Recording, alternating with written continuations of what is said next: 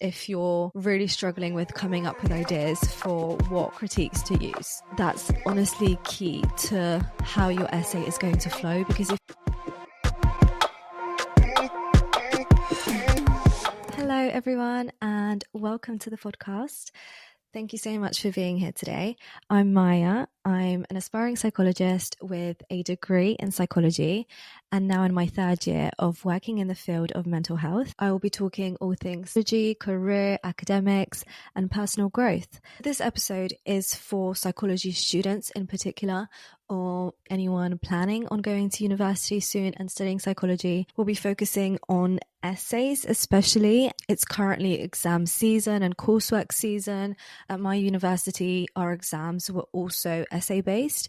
I know there's loads of different other assignments like lab reports or research proposals and things like that. But in general, I found that essays are the hardest to get right and get a first on because they're so vague and so broad.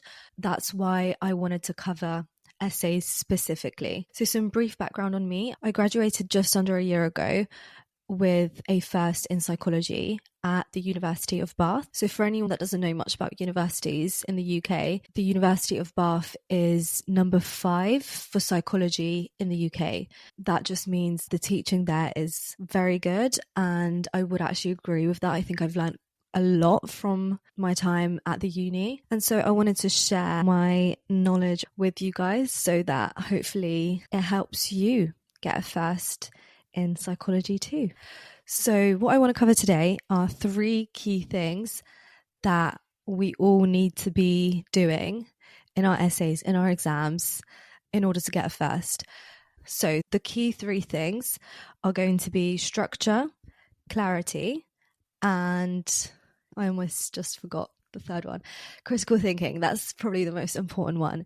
And I really want to go into detail and break down exactly what I mean by those 3, because you've probably heard those terms before, but what do they actually mean? Especially with critical thinking, I feel like they bang on about it all the time. And I remember spending like probably the first 2 to 3 years of my degree hearing about being critical and just including criticality in all my assignments and constantly wondering, what does that actually mean? And like, how do I do it well?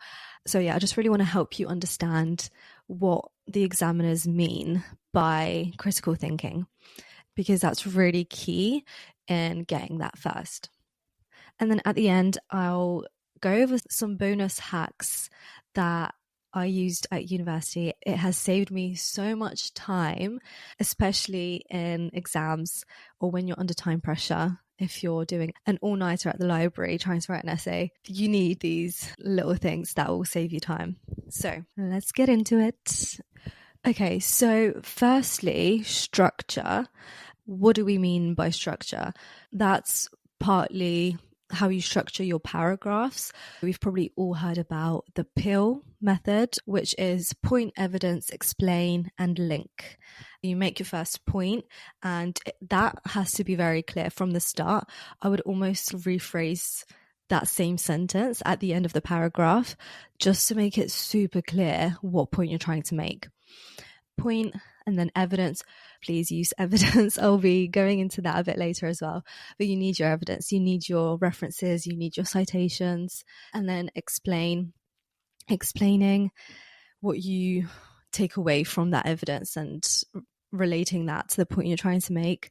And I would also add an extra layer to this structure, which will be like your criticality. So point, evidence, explain, and then I would probably do counter argument, basically just a counter argument to the point that you've just made, like addressing that, and then countering that to bring it back to the point that you were initially making to show that your point is stronger. But I will get into all of that in a bit more detail soon. But one thing that's really important and most people don't do, I definitely didn't in my first year of uni, probably my second as well, is your line of argument. That is such a big part of structure. It's so important that we know exactly what your line of argument is from the very start of the essay, and it has to have a flow throughout, from the start to the end, through every paragraph. It has to be super clear what your argument is. And what I mean by line of argument is just the point that you are arguing. If your essay question is, how does screen time affect children's development? Your line of argument could be, screen time negatively impacts children's attention span and executive function throughout development. That could be your line of argument. Basically, what your entire essay is saying, what point it's making, what it's arguing, and then each paragraph goes into evidence that supports that line of argument. So in terms of your exams, one of my biggest pieces of advice for exams specifically is spend a bit of time deciding on the topic, the question that you're going to get. My exams would have 6 questions, and we'd have to pick 2 and write an essay for each of those. I would suggest thinking about what topics you find most interesting, because then you won't get bored so easily. Which one do you have the most notes for? What do you have the most knowledge on that you can quickly pick out? And then the most important question you have to ask yourself when looking at all those topics is, can I construct a clear line of argument with this question? That's honestly key to how your essay is going to flow, because if you just start on a question and you don't really know where it's going, I've definitely had this before, I'll just pick out information, pick out studies as I go along, you end up getting a bit lost and you'll really struggle to pull the essay together. So before you start on the essay, spend a bit of time just thinking about, can I actually construct a clear and solid line of argument for this question?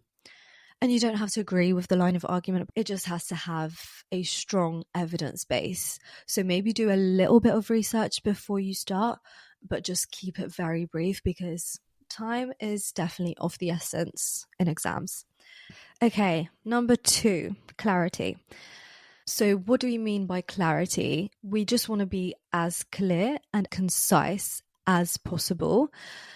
For every sentence that you write, ask yourself, what purpose is this sentence serving?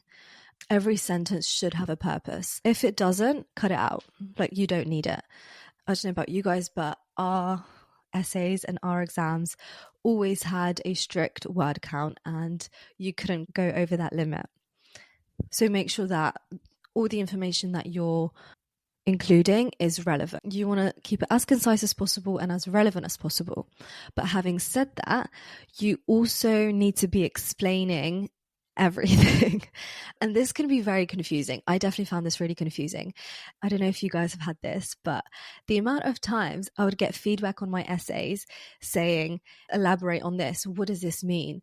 Explain this further. And I'm like, I literally have a word count of 1,500 words. Like, how am I meant to fit all these words in? It's literally impossible. It was very frustrating because I was like, I don't know what you mean. But I think what they mean is maybe have fewer points, but make sure that they're explained really well.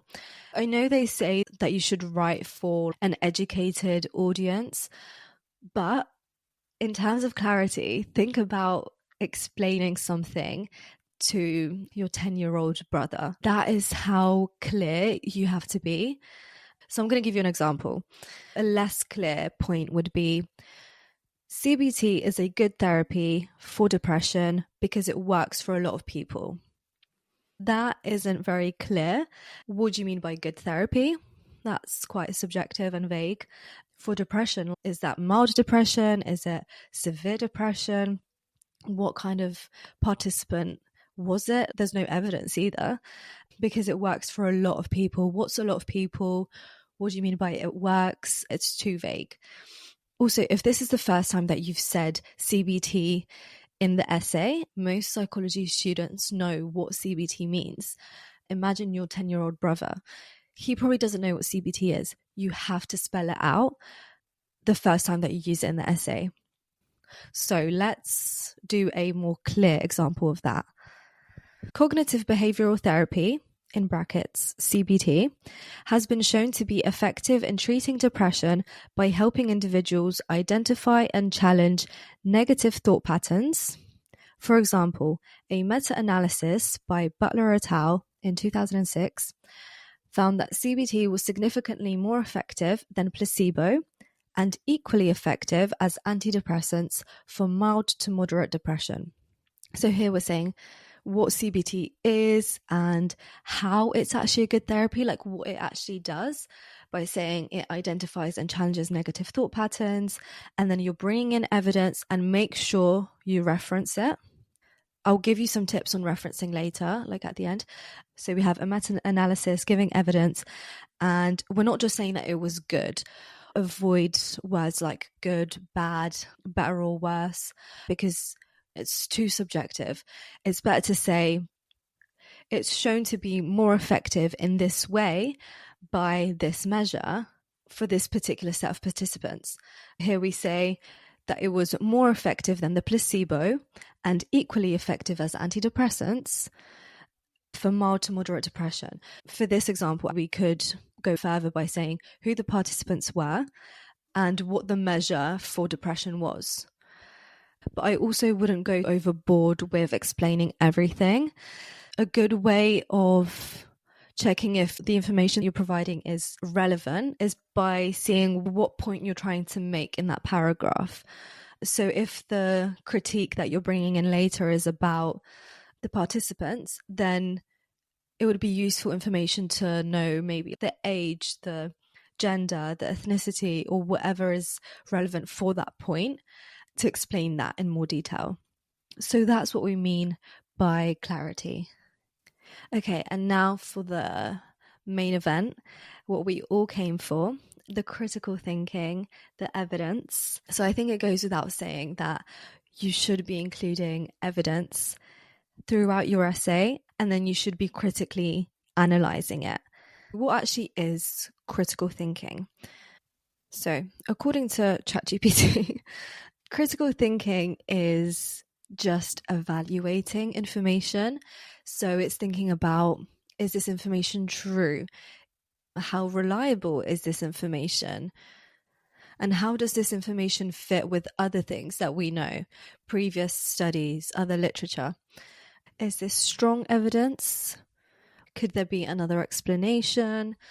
Is the evidence consistent? Has it been replicated in other studies? And I'll go into reliability and validity later on. A lot of people forget with critical thinking that it doesn't have to be all bad. I always thought that critique had to be negative, like you always had to pick studies apart. But that's not always the best way to go about it, especially if you're presenting evidence that's meant to be supporting your case, your line of argument. It's actually not smart to completely pick apart the evidence you're using to back up your point. So you want to bring in other sides of the argument. If you're arguing for something, you want to kind of address some points of what would other people say for or against, or how someone else might pick apart your evidence or your argument. But you want to keep that limited. You don't want those counter arguments to be too strong, because you want to easily show that your argument is stronger. So let me give you an example to make it a bit easier to understand. If I'm arguing that matcha is better than coffee, that's my line of argument. That is what my essay is going to be about. And let's say I have different paragraphs for why matcha is better than coffee. I might have one paragraph for appearance, that it looks better. So my evidence here would be because it's green, and green is positive, so it puts people in a good mood. And you can make latte art on top of it, just like with coffee, therefore making it overall better looking than coffee. I would bring in some kind of evidence for that, maybe like a survey that people answered where they rated the look of matcha and the look of coffee. But my counter argument, the kind of other side that I'll address, is coffee latte art looks better than matcha art. And I can also show evidence for that through a survey or something. As you can see, I'm focusing on a specific part of the appearance. I'm focusing just on the latte art. So that's like a small counter argument compared to the matcha art and the color, if that makes sense. So the counter argument isn't too strong. Let's say there was a survey that found that coffee latte art was better than matcha art. But if I want to critique that counter argument, I could say that the survey had a sample of predominantly middle-aged to older adults who might not know as much about matcha as younger people. I could bring in evidence of matcha being like an aesthetic on TikTok amongst the younger generation. And I can bring in more evidence to say that actually younger people think that matcha latte art is better than coffee latte art. So overall, with the green color and young adults preferring matcha art, and with the increasing content of matcha on social media and the aesthetic, the appearance of matcha currently is, according to the evidence, and probably will increasingly be better than the look of coffee. That's my argument. So here I'm clearly making stronger points and bringing in more evidence for my line of argument, and I'm critically analyzing it by bringing in counter evidence, but I'm shutting down that counter evidence and showing how my point is still stronger. I hope that makes sense. Maybe I should have done a psychology example. I don't know why I went for matcha and coffee, but I just wanted to keep it as simple as possible. So that's the first thing that popped into my mind. So I think that would be my key advice in terms of critical thinking. I want to emphasize that you should focus on quality of the evidence over quantity of the evidence. I've definitely made the mistake in the past of spamming my paragraphs with loads of references, loads of studies that have very little to do with each other, that don't show a clear point. And then it just makes it harder for me to critically evaluate because there's too many things going on. Consider putting in a meta-analysis and saying that this is a meta-analysis of 50 studies. That in itself, you can say that it makes the evidence stronger, because if the meta-analysis has a clear conclusion from all those 50 studies, then that's much stronger than adding in 5 independent studies and trying to critically analyze all of those. Do you see what I mean? Aim for quality and depth over quantity. Okay, now let's quickly talk about diversifying your critiques. You don't want to constantly be using the same type of critique over and over again. A very common one that people use all the time, and I've definitely been guilty of this before, is just saying that the sample size is small for any study you're trying to critically analyze. And look, this is fine. You can use sample size, but a lot of people use it and they don't justify why that's important. Make sure you're saying why that matters, why it's important, why this is relevant. It's not good enough to say this study is weak because it has a sample size of 50, because loads of studies have a small sample size. That is not anything new.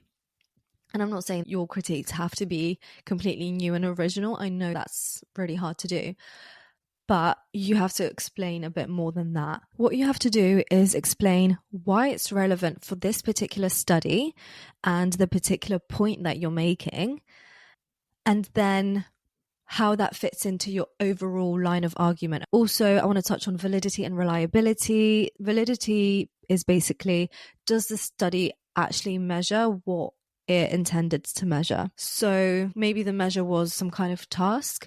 Was that task actually reflective of real life? So for example, maybe it was an emotion recognition task, measuring how well someone reads emotions from other people's faces, and they use pictures. So that might be a limitation because in real life, our faces move and change and show expressions a lot. They're not static like pictures are. That matters because the task that is measuring how well we read emotions doesn't reflect how we read emotions in real life. So that's quite a valid point. Or maybe they use a questionnaire. Does the questionnaire measure what it's supposed to measure? Are there any confounding variables that could have gotten in the way? Confounding variables are just other factors that might have contributed to the outcomes, the results of the study. And then reliability is whether the findings are consistent across studies. Have these results been replicated in other studies? I mentioned meta-analysis earlier, which is basically an analysis of a bunch of studies. And that's useful because it shows that a certain finding is consistent, it's reliable across loads of studies. You can also look at the data analysis. If this was a correlation study, you can make the point that this study shows these things are related, which isn't as strong as a causation study, which shows that this thing causes this other thing. We have to be more careful with correlation studies. Or maybe there's no effect size. An effect size shows how big or meaningful the findings are. If it's analyzing a theory, you can bring in competing theories, like other explanations, other theories that explain something in a different way, in a contrasting way. You could talk about application to practical life or clinical applications. You can look at culture and socioeconomic factors. If the study is really old, does it apply to today's day and age? Just make sure that you explain why this is relevant for your line of argument, for the point that you're making. That is the key thing that I want you to take away from this. Okay, so I hope that gave you some ideas on the different critiques that you can make, how you can critically analyze well in your essays. Okay, and now I'm going to give you a few little bonus hacks that I used at uni that genuinely saved me so much time, and I hope they work for you too. This is for criticality. If you're really struggling with coming up with ideas for what critiques to use, you can go to the discussion section of the study that you're analyzing, because you're probably not reading the entire study. Like, I know you're not. I definitely didn't, and you're probably not reading the entire study. You're just getting the general gist of it, and if it works for your argument, you're using it.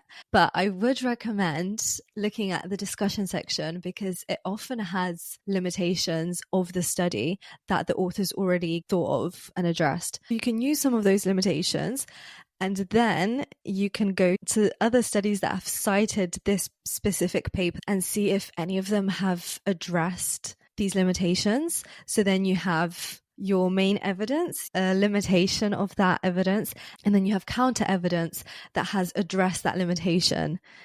You've basically got your whole paragraph, your whole point. I normally use Google Scholar. So if you just search up that study in Google Scholar, and then in the search list, just under that study, there should be a cited by link. And if you click on that link, it takes you to all the studies that have cited that specific paper. Sometimes it's not super useful, especially if it's a brand new study and none of the studies have addressed the limitations, but it can be a little trick, especially for some of the older studies. My second hack, which might be a little bit controversial, so I want you to use this advice wisely. It's using AI. And I know that unis now have these AI checkers. To be honest, I don't know how well these checkers actually work. I feel like it's still early days. But anyway, I wouldn't recommend completely copying and pasting an entire essay from ChatGPT into Word and submitting it. Like, it's going to be very obvious that you've used ChatGPT or AI to write this essay. But you can use it to make things more concise, to find different words for things. Sometimes I would just write a sentence, especially if I'm really tired. I would just start writing and then I look back on it and none of that makes sense. It literally sounds like a 12-year-old wrote it. So I just put it in ChatGPT and I'm like, can you make this sound more academic and concise? And it just gives me a way better way of writing it. So I feel like for things like that, it's really useful. Also, you can use it for ideas. Like, it is so good for ideas. You can probably copy and paste the exam question, the essay question into ChatGPT and just say, use psychology literature to give me some ideas on the kind of line of argument that I could write or what I could write my essay about, just to give you some initial ideas. Obviously, don't just rely on AI to give you accurate or up-to-date information. I don't think it's necessarily up-to-date or accurate sometimes, but it is very good for generating ideas and getting you started. I would be very careful with studies and references. I have used ChatGPT before to give me information. And then I was like, can you give me references for this information? And it actually gave me like made up studies that didn't exist because I went to check and they literally didn't exist. I was like, wow, ChatGPT actually doing me so dirty. But yeah, I'll just be very careful with that. Definitely don't just take ChatGPT's word for it. Do your own research aside from it and make sure that those studies are accurate and they found what AI is saying that it found, because sometimes it'll give you a study that didn't actually show what ChatGPT said it showed. So yeah, just make sure that you double check. But it is a very useful tool that will probably only get more useful and accurate with time. So definitely take advantage of it. And my final hack is this amazing website that I used for my citations that would literally just write out my entire reference list for me. It would give me all my citations, all my references, everything I needed in the format I needed. You can basically tell it what kind of style you need it to be, and it will generate those citations, those references for you. And all you need to do is just copy and paste the URL of the paper, the whatever website you find it on. There's like a DOI link a lot of the time, just by the title of the paper. So I normally just use that and it normally works fine.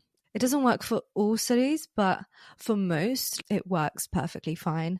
And it just saves you so much time. I would recommend doing citations as you go along. So just building up that reference list as you add citations in, because otherwise I think it will just take so long to do the citations first and then go back and find the papers that I was using and then make the reference afterwards. I think doing it this way is so much easier. You literally just find the paper. If you're using it, if you're writing it in your essay, go and copy that link, put it in Scribr, get the reference, and then add it to your reference list, which will be at the end of your essay. That is my main advice. So to quickly summarize, we talked about structure, including counter arguments, your line of argument, which you want to decide on as early as possible.